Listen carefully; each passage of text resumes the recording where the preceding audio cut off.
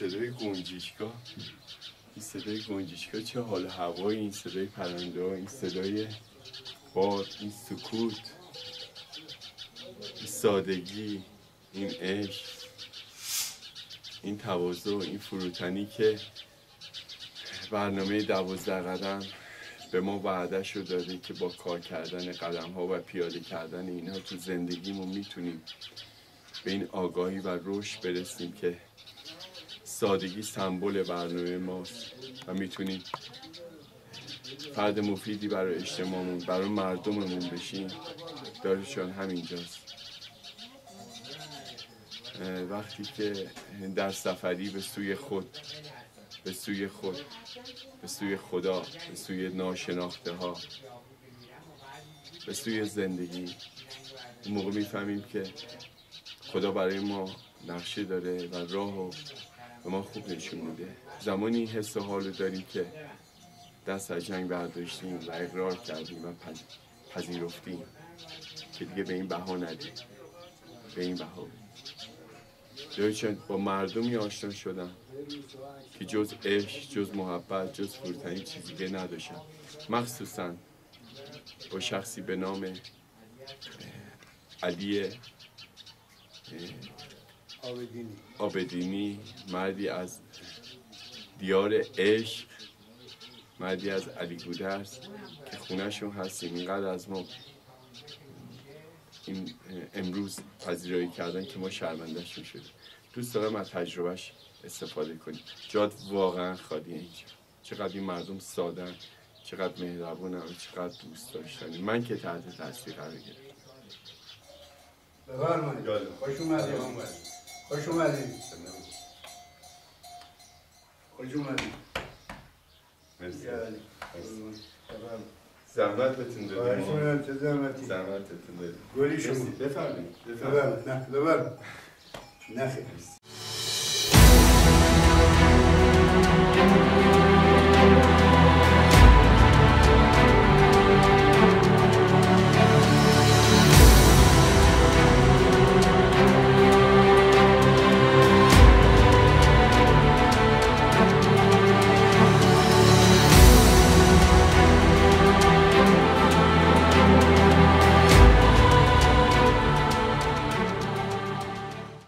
مرده بودم زنده شدم، گریه بودم خنده شدم، دولت عشق آمد و من دولت پاینده شدم.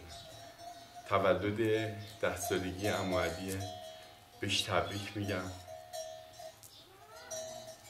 تحت تاثیر آداب و رسوم و معاشرت این مرد بزرگ قرار گرفتم.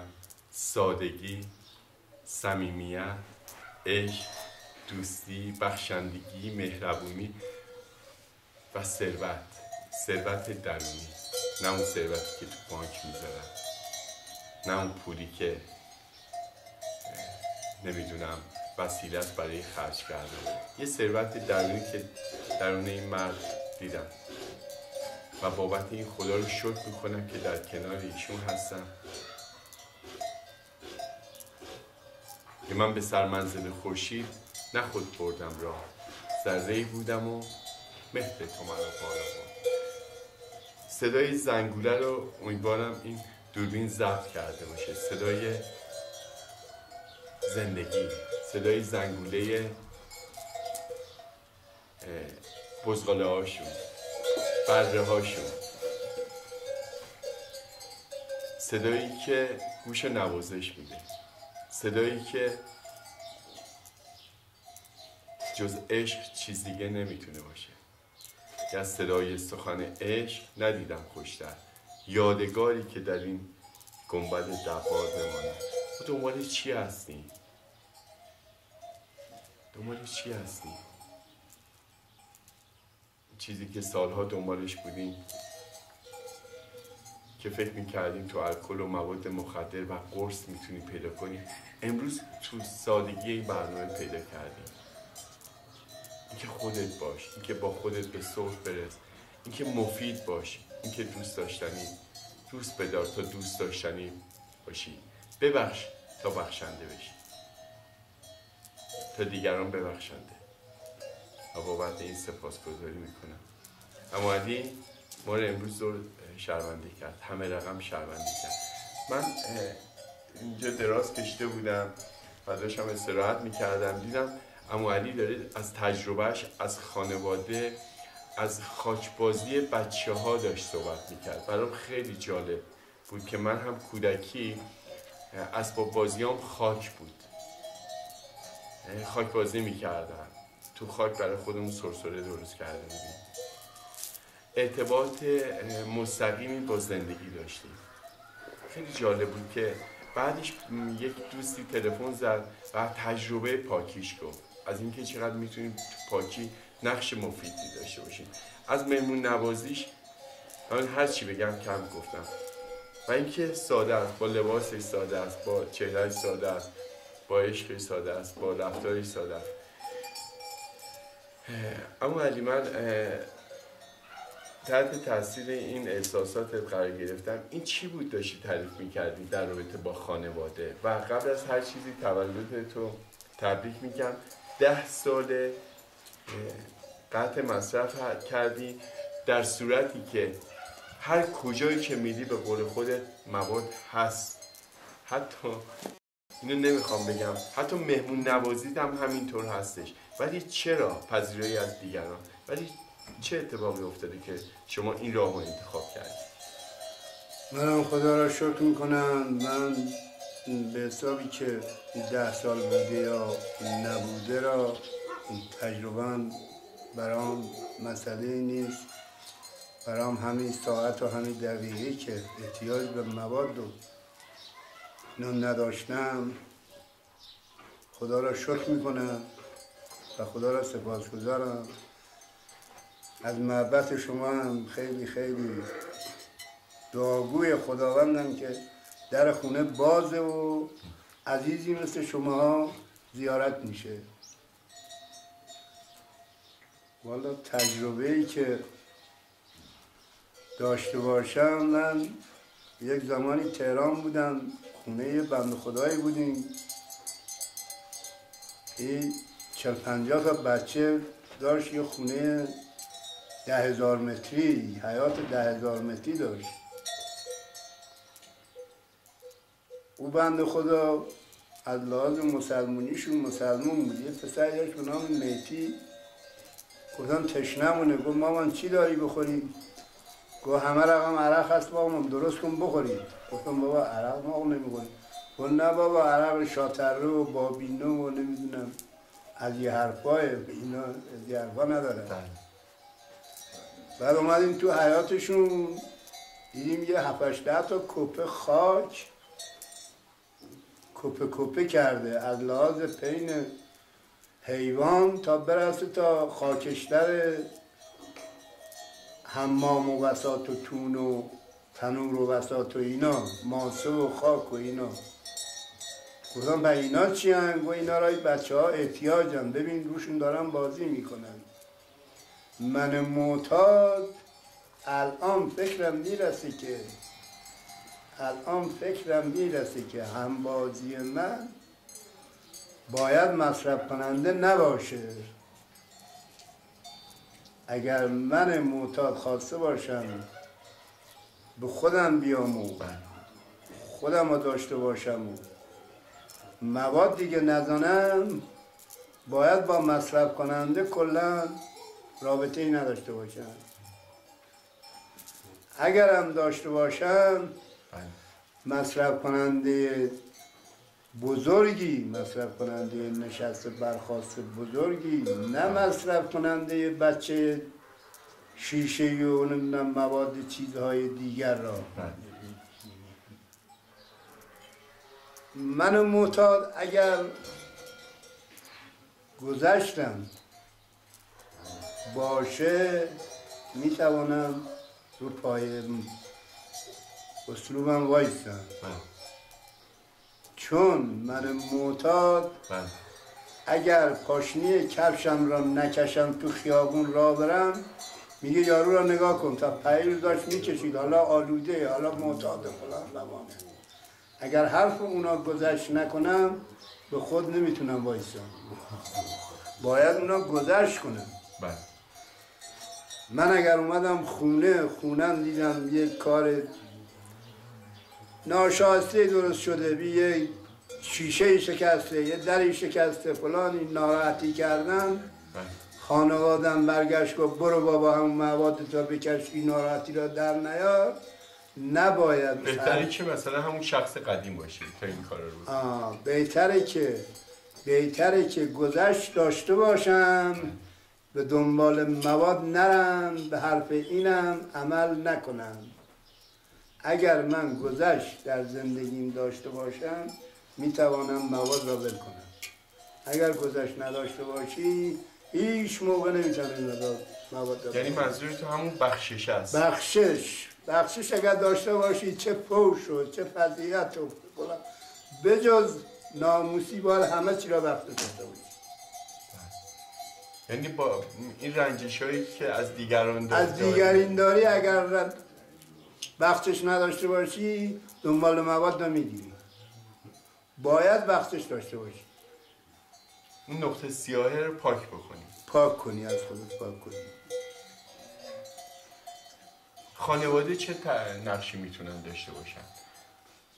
خانواده نقشی ندارن هیچ. خانواده بجز انسان آلوده حساب کنن هیچ حرفی دیگه برای آدم معتاد ندارن. یعنی ذهنشون همون آلودگی و همون معتادی تا ابدالایام در او بشر هست. حتی اجتماع. مگر اینکه چه اتفاقی بیفته ما تغییر کنیم؟ گذشت زمان فقط اون معتاد خودش گذشت داشته باشه، سلام علیکش، عقده نباشه براش، این خودش تو جامعه یه درسیه برای معتاد دیگه. رفتارش کلن چیزی برای معتاد دیگه. اگر بخشش نداشته باشه معتاد دیگه از اون کینه تر میشه و از اون لرزشتر میشه. خب چجوری میتونه با خودش روبرو بشه؟ این رنجش رو تو خودش در بیاره بیرون.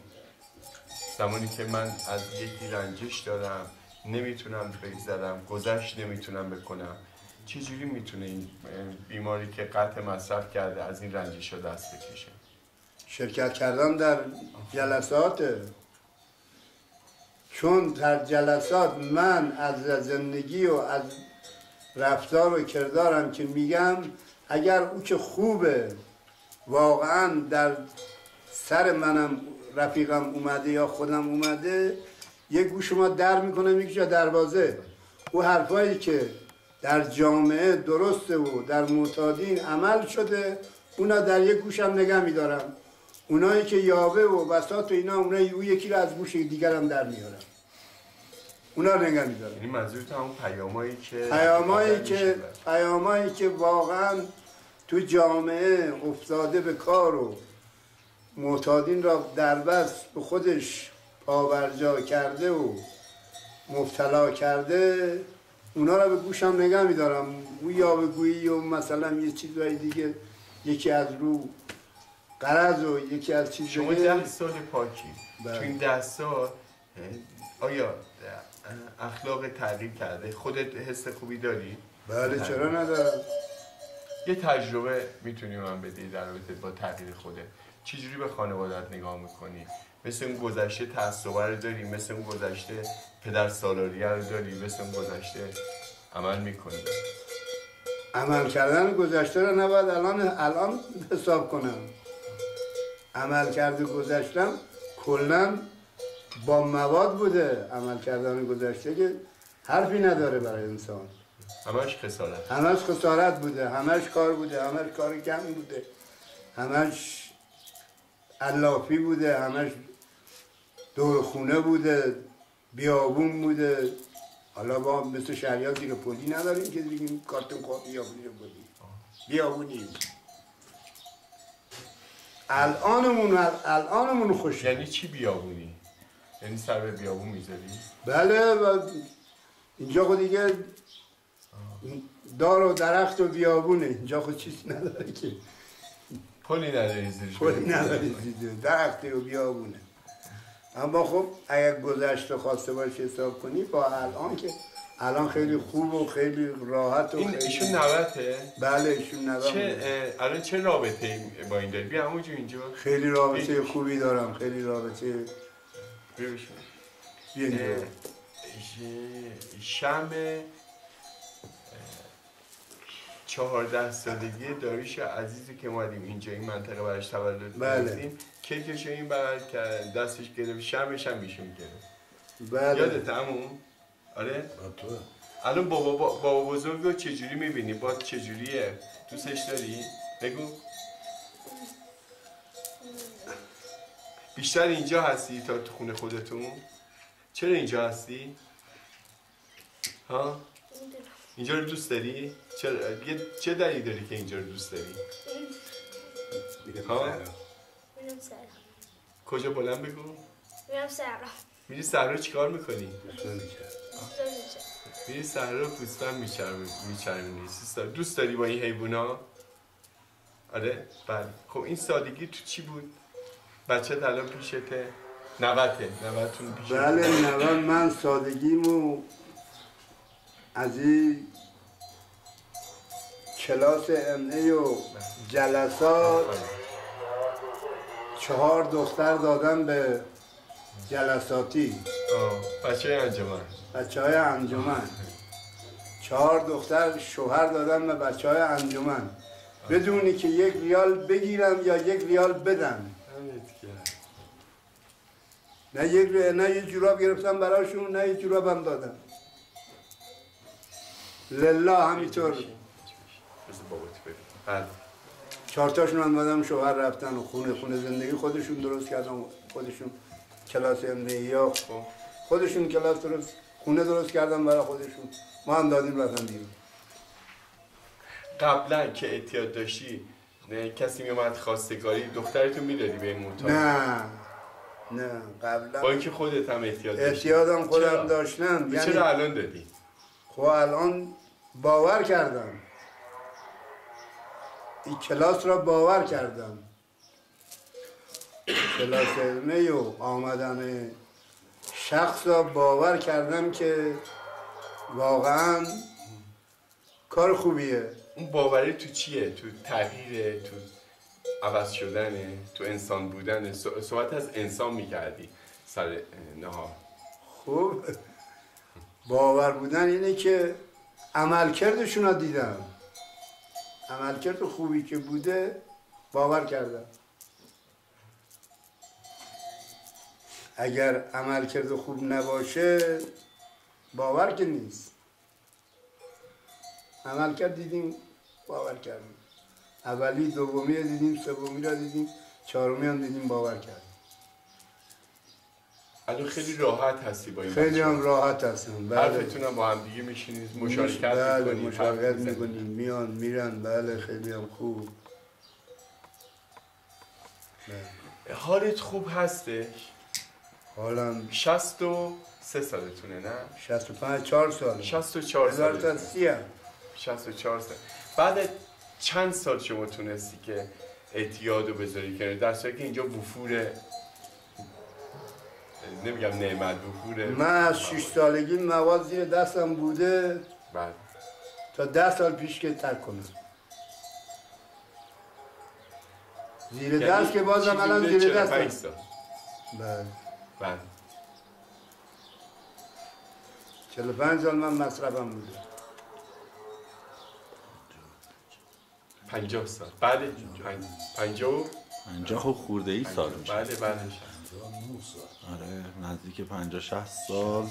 از 6 سالگی از کیدوش و منقل و بساط و آتیش و همه چیز زیر دستم بوده.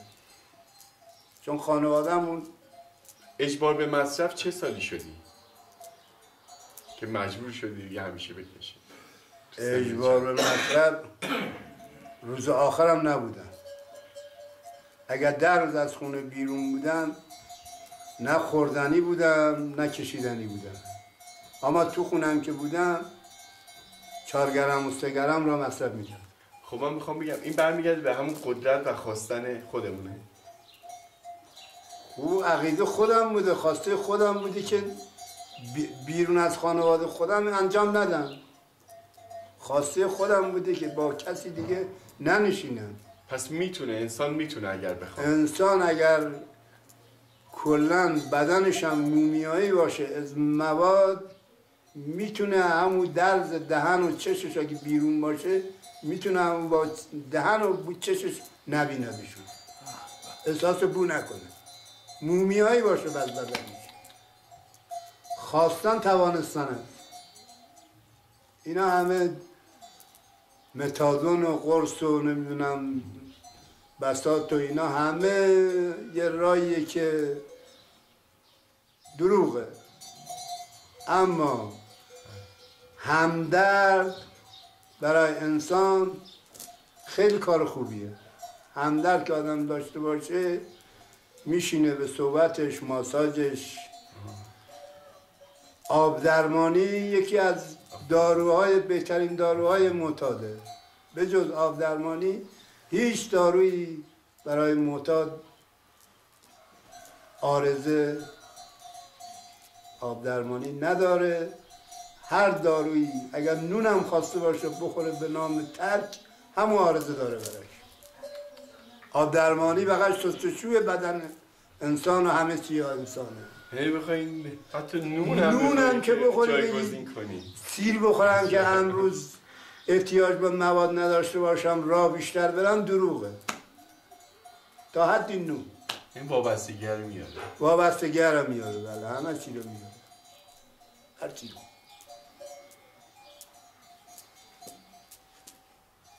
یه حس خوب بهت میده قطع مصرف.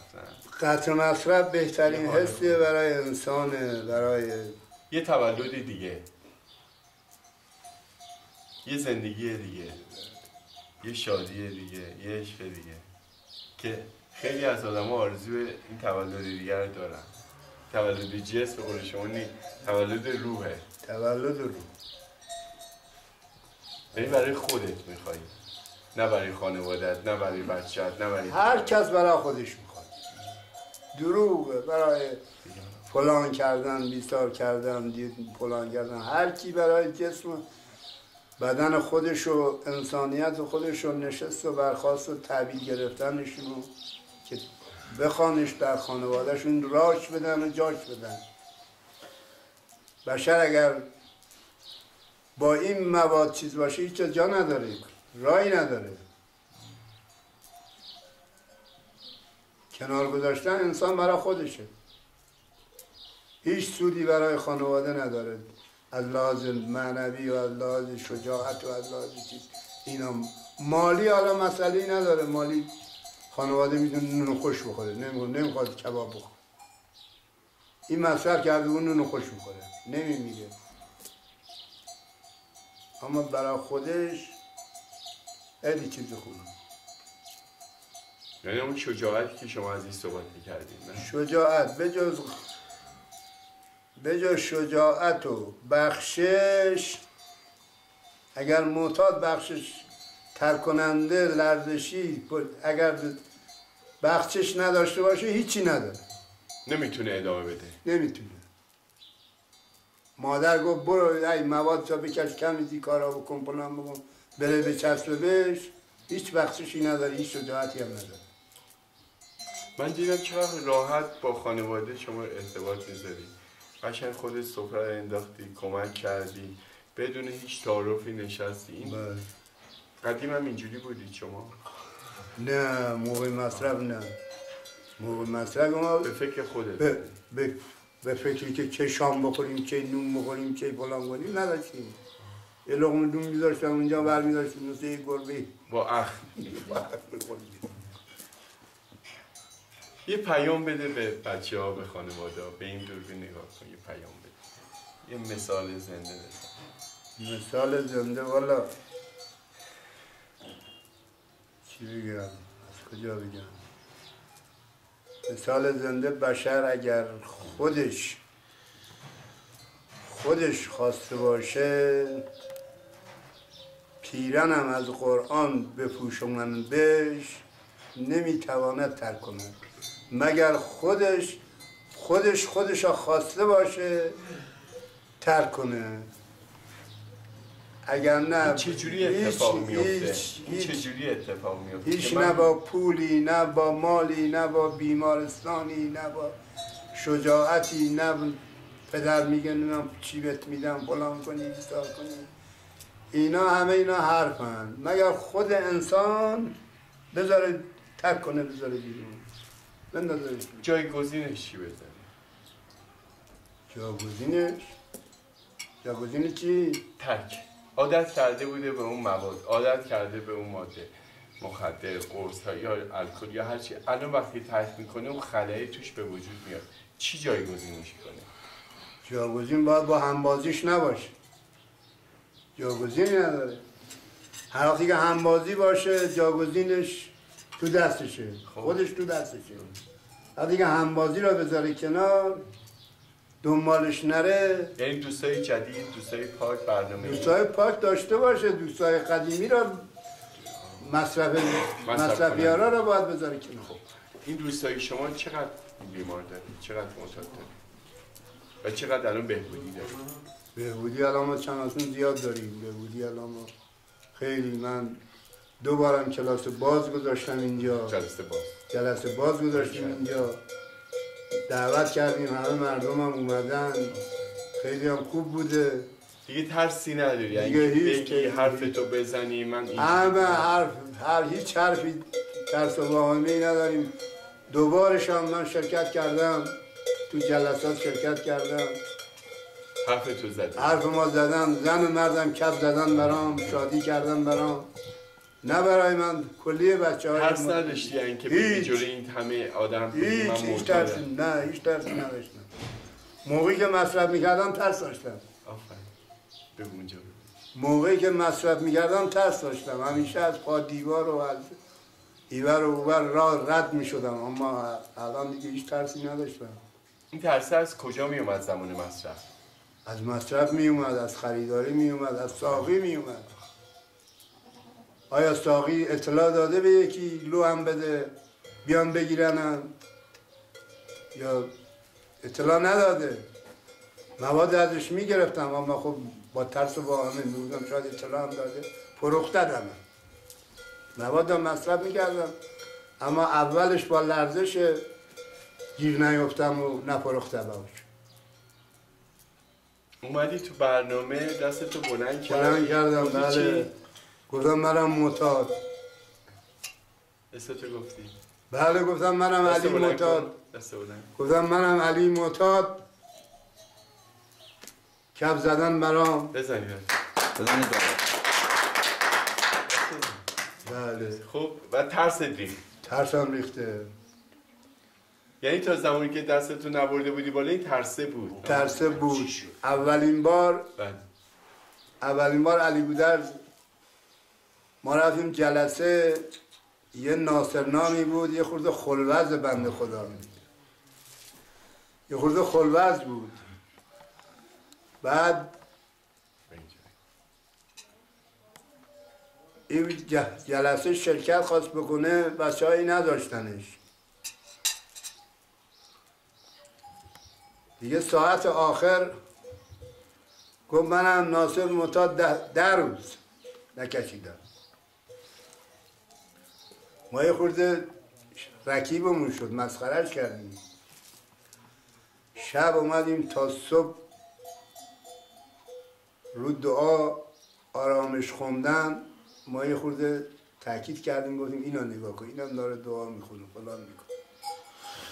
ما رو اون دعا اومدیم تا صبح لرزش خواب داشتیم. صبح رفتیم صورتش رو بوسیدیم، یه 10 تومن پولم بهش دادیم، گفتیم آقا ما رو حلال کن. برنامه همون دعای آرامش ما را توی جلسه نگه داشت، بازم نگه داشته. همون دعای آرامش یک دعایی است، یه شربتی است آرام بخش برای هر معتادی. همون دعا بهترین روش درمان، بهترین دوا همون دعای. هر کس هر جایی ناراحتی فلانی کرد، همون دعا را تکرار کنه، اثرش رد میشه. عین بتادونه که 100% بخوره. همون دعا برام همینطور. یعنی از این اعماق قلب ما اون دعای آرامشی میاد و خیلی درست میگید، به وسیله همین دست گرفتن، همین دعا رو دست جمعی خوندن شفا پیدا کردن. اینو میخوای بگید؟ بله شفا پیدا. بله. اما علی این دعای آرامشه که شما صحبتشو کردید. بله. دوربین میگیره اینو؟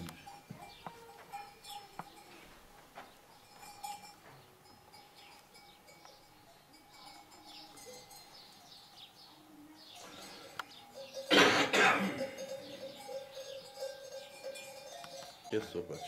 اما علی این دعای آرامشیه که صحبتشو کردی، تجربه اینو داری که ما نمیتونیم دنیا و مردمش رو تغییر بدیم. ما فقط میتونیم خودمون رو تغییر بدیم و این شهامت رو تو خودمون به کمک خداوند ایجاد بکنیم که من فقط خودم رو تغییر بدم و اون خرده رو به من بده که دیگرانم بپذیرم اونجوری که هستم. این سکم 10 سالگی از طرف داریوش عزیز برای من فرستاده که هدیه بدم به شما که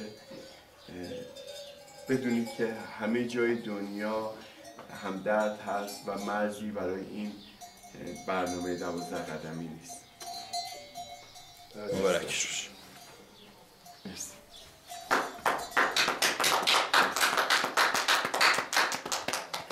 خیلی باید، خیلی هم علی باید، خیلی من هم تشکر میکنم از آقا داریوش که این لطفا کرده و همیشه در زندگیش پایدار و موفق و مؤید باشه، همیشه در زندگیش پیروز باشه. هر چی را که از خداوند میخواد همونو خداوند بهش بده. عرضی هم ندارم. همه سن و سال داشتی میگفتی، آیا میشه تو هر سنی ترک کرد؟ میشه این برنامه بگو؟ والا سن سال ترک کردن هیچ سن سالی را نمیپرسه و نمیدونه و مصرف هم هیچ سن سالی را ندونسته و نفهمیده. اما سن سال یه چیزی نیست که من بانه کنم که الان من 70 سالمه یا 65 سالمه الان میخوام ترک کنم یا میخوام فلان کنم. اگر انسان خواسته باشه تا لب قبرم که باشه مرگش هم که اونجا پیدا باشه میتونه همونجا هم ترک کنه. هیچ گفتگویی برای ترک، هیچ سندی و هیچ برنامه‌ای و هیچ چیزی نداره.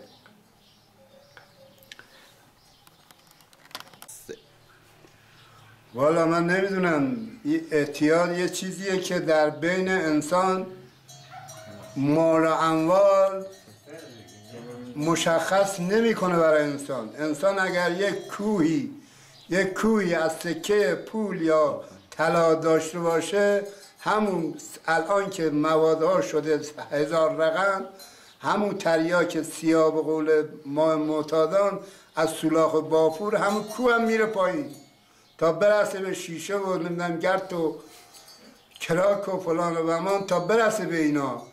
ناموس آدم هم از اونجا میره بیرون. اینا همه حرفن. اول زندگی و مال و اموال، بعد میرسه به ناموس. هر معتادی، معتاد شاه باشه، گدا باشه، هر کی باشه، هر معتادی در بین زندگیش اول ناموسش دستش رفته، یا طلاق شده یا فلان شده یا بیسار شده. اول از هر معتادی زندگیش با ناموس فلا شده. من نمیدونم دیگه اینا. کاش شما هم اینجا بودی، از این انرژی که عملی میده پر میشدید. میدونم با دیدن این فیلم شما هم انرژی میدید که سادگی این مرد با کلامش رو میتونید درک کنید.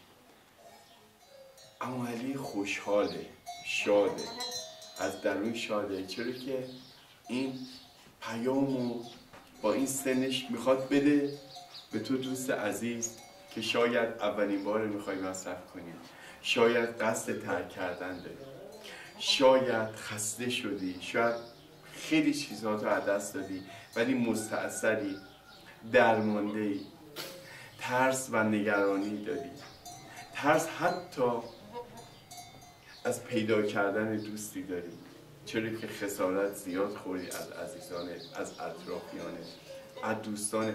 ولی بدون تو این سرزمین دوستای خیلی خوب و عاشقی پیدا میکنی. فقط کافیه پا تو بذاری رو ترسا. درسته عمو علی؟ بله. مثل عمو علی دستشو بلند کرد و گفت من علی هستم، یه معتاد.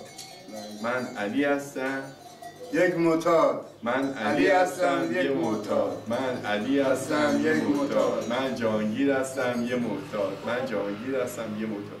دقیقا این حرکتی که بکنی پامونو میذاریم رو ترسا، شهامت پیدا میکنیم، یه قدرت عظیمی میاد درونمون. این قدرت هیولای مواد مخدر با این دست بلند کردن، چون که خداوند دستتو میگیره، این هیولای یه دفعه از درونت میره بیرون و تبدیل به یک انسانی میشه که تازه متحول شد. منتهاش دوست عزیز، اینو بدون با خدا همه چیز شدنیه. صدای زنگوله این گوسفندا هم میاد. الان اینا رو ما میشنویم، یه زمانی بود اما علی باز ممنون. گوسفنداتو نمیخوای نشون ما بدی؟ چرا گوسفندامونی؟ همه چیز تربیت برمیداره به جز انسان.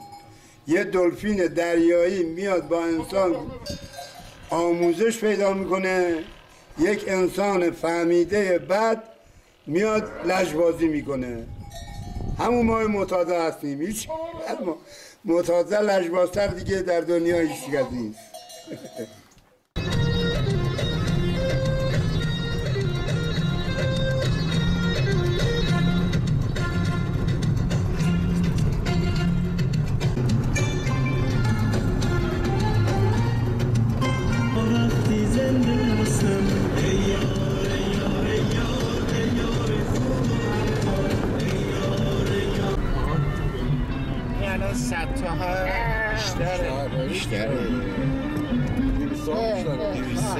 بیشتره.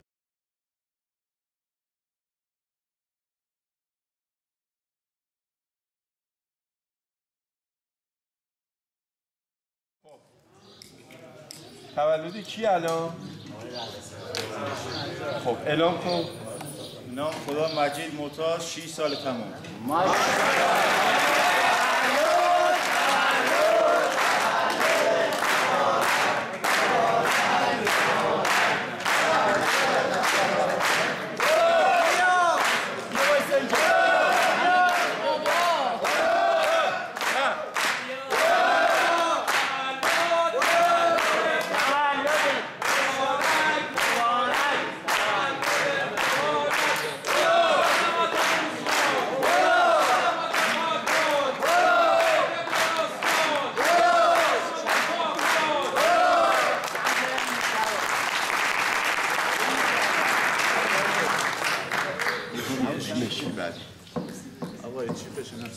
بزن براش.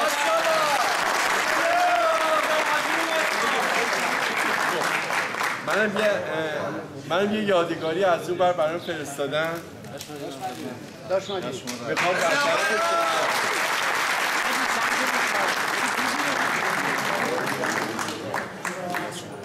بزن.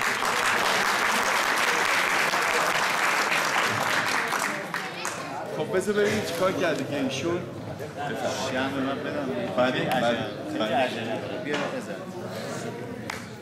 بزن.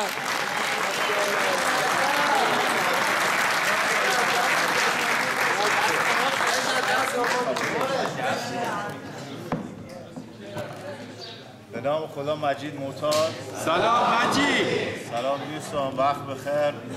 واقعا جا داره که خدا رو شکر کنیم به خاطر یک روز پاک بدون ماده مخدر. خداوند شکر کنیم که با یک برنامه آشنای من به نام انجمن معتادان گمنام که راه درست زندگی کردن اینجا به ما داره آموزش شده و ما هم سعی کنیم که استفاده لازم ازش ببریم. تشکر کنم از تک تک دوستان، واقعا زحمت کشیدن، لطف کردن که دیدن و منت نهاده که در خدمتشون بایم و از دوستانی هم که از شهرستان‌ها آمدن، از تهران تشریف بردن، واقعا تشکر کنم چون وقتی علی آقا گفت یه اکیبی خوان از تهران بیام واقعا خداییش خیلی خوشحالم. حالا اون به خاطری که حالا مین شبکه‌ای نه حالا هر چی اصلا جو فیلم برداری که بیا اصلا عکس العملش عوضه. واقعا خدا رو شکر کنم.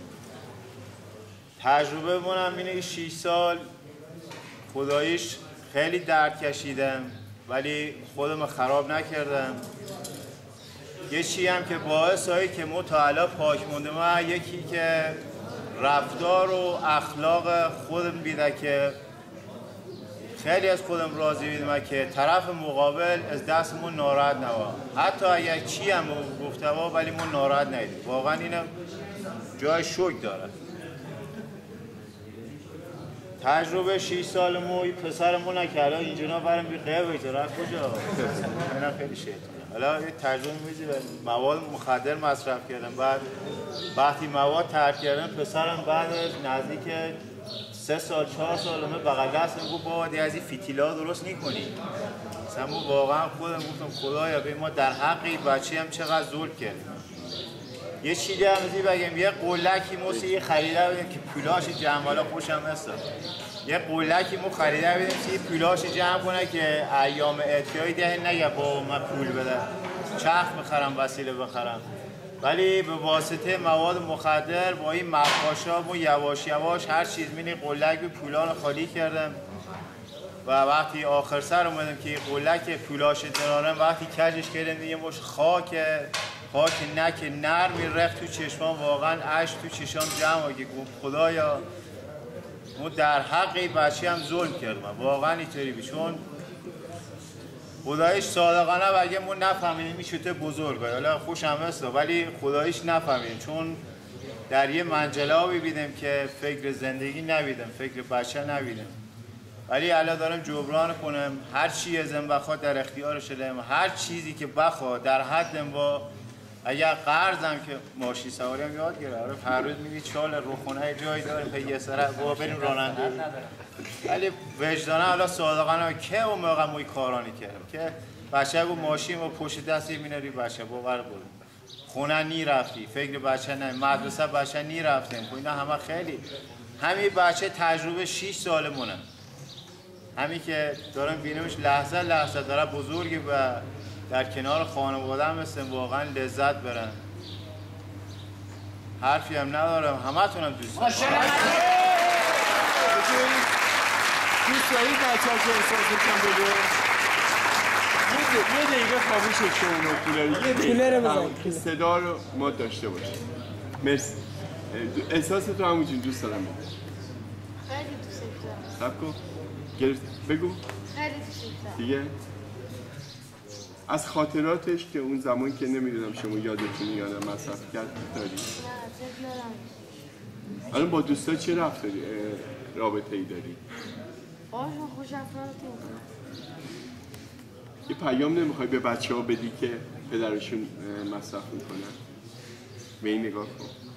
مثلا ناراحت نشم، بالاخره یه روزی درست میشه. خب باید چیکار کنن تا پدرشون قطع کنن؟ دیگه؟ دعا هم بکنن؟ دعا کن. آره دعا حتما. تو دعا کردی بر بابا؟ بابا تو دوست داری؟ خیلی.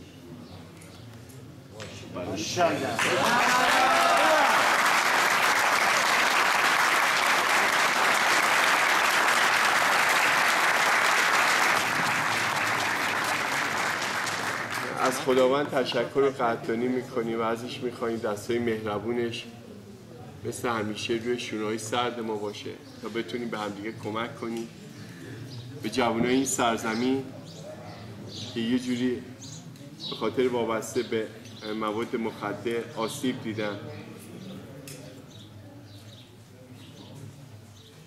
برای خانواده‌هایی که هنوز درد و رنج دارن دعا میکنیم و از خداوند میخوایم قدرتی به ما بده که تو این مسیر اول بتونیم به خودمون کمک کنیم، با خودمون به صلح برسیم، بعد به دیگران. خداوند آرامشی عطا دار بپذیرم آنچه را که نمیتوانم تعبیر کنم، شهامتی که تعبیر نکنم آنچه را که میتوانم و دانشی که نبود.